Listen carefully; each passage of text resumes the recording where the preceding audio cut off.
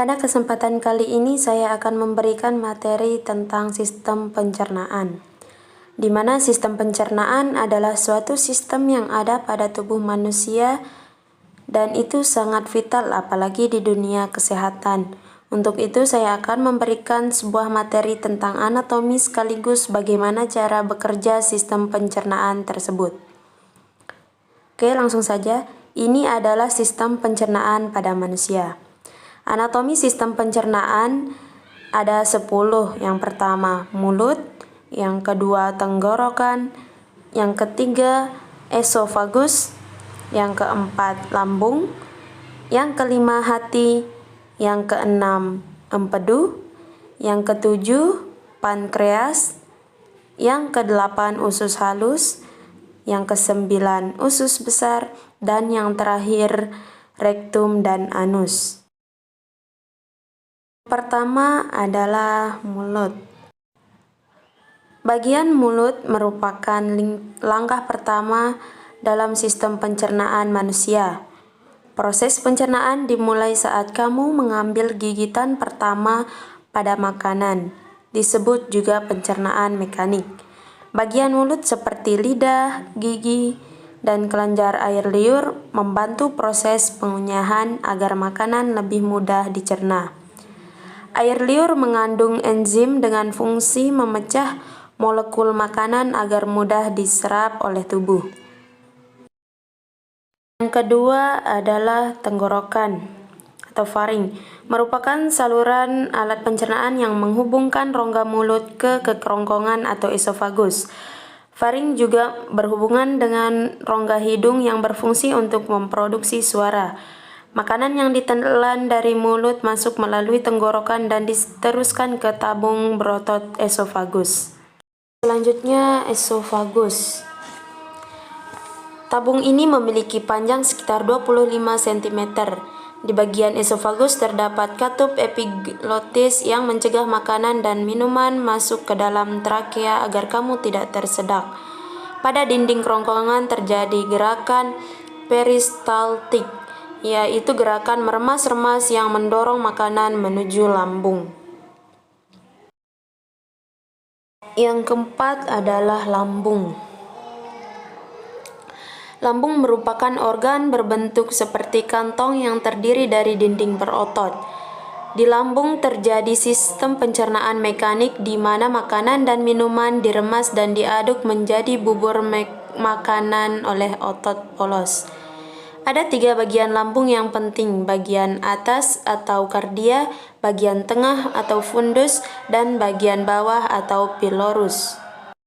Di bagian lambung juga terdapat pencernaan kimiawi di mana makanan dicerna oleh enzim dalam getah lambung yang dihasilkan oleh sel kelenjar dinding lambung. Getah lambung terdiri dari pepsin, renin, asam klorida, dan lipase gastrik. Pepsin adalah enzim yang fungsinya memecah protein menjadi pepton dan proteosa. Renin adalah enzim untuk mengumpulkan protein susu lalu dicerna oleh pepsin. Asam klorida yaitu asam yang berfungsi untuk membunuh kuman dan bakteri pada makanan dan mengaktifkan pepsinogen menjadi pepsin. Lipase gastrik yaitu suatu enzim yang mengubah lemak menjadi asam lemak. Selanjutnya usus halus.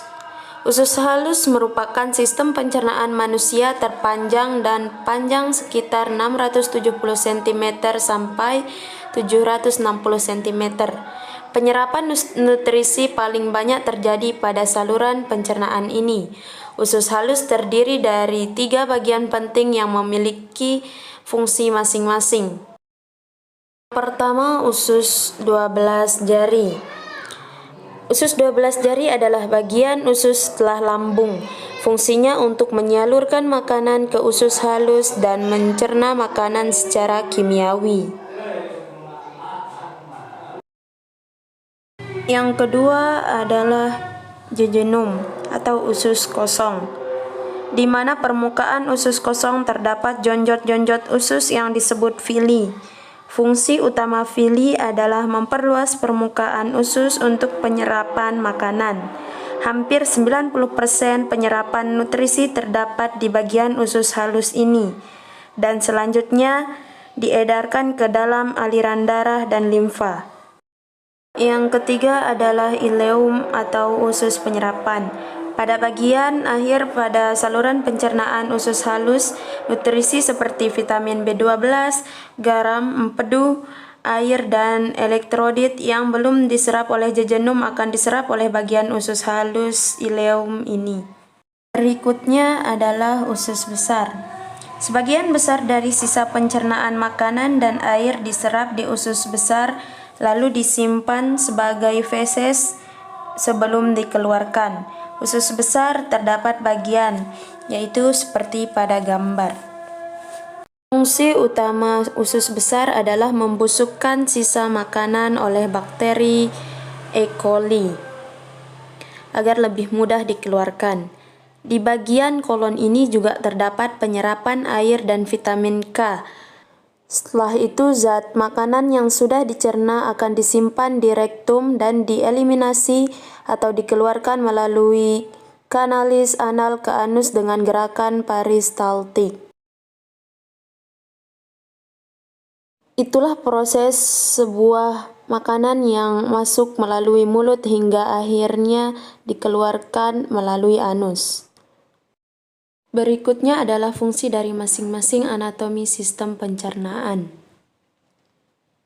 Yang pertama adalah mulut. Fungsinya yaitu untuk menahan abrasi. Mulut dilapisi lapisan epitelium, gusi palatum keras, dan dorsum lidah yang sedikit mengandung keratin. Yang kedua, tenggorokan. Merupakan saluran alat pencernaan yang menghubungkan rongga mulut ke kerongkongan. Faring juga berhubungan dengan rongga hidung yang berfungsi untuk memproduksi suara.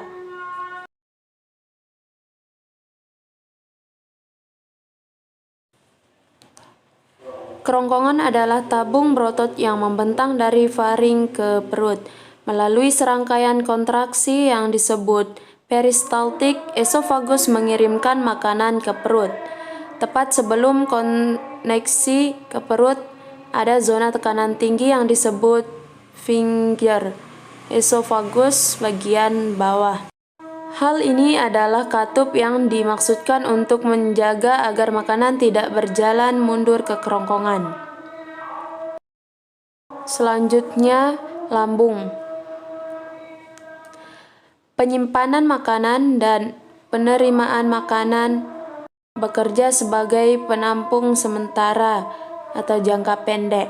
Produksi kimus dan aktivitas lambung mengakibatkan terbentuknya kimus atau massa homogen setengah cair berkadar asam tinggi yang berasal dari bolus dan mendorongnya ke dalam duodenum. Selanjutnya, pankreas mengeluarkan enzim ke dalam usus halus. Enzim inilah yang memecah protein, lemak, dan karbohidrat dari makanan yang kamu konsumsi sehari-hari. Hati memiliki fungsi dalam sistem pencernaan adalah untuk membuat dan mengeluarkan empedu. Tak hanya itu, hati juga berfungsi untuk membersihkan darah yang berasal dari usus halus. Darah tersebut mengandung nutrisi yang baru saja diserap.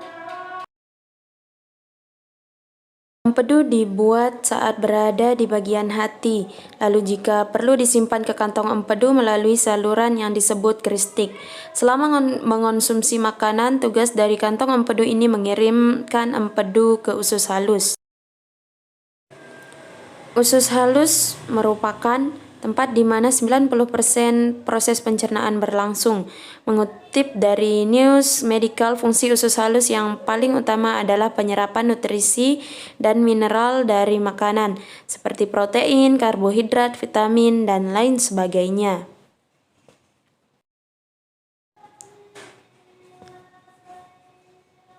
Usus besar. Fungsi usus besar yang paling utama adalah pembentukan feses atau tinja. Feses terdiri dari makanan yang tidak dicerna usus halus, bakteri, sel epitel, dan air yang tidak dibutuhkan oleh tubuh.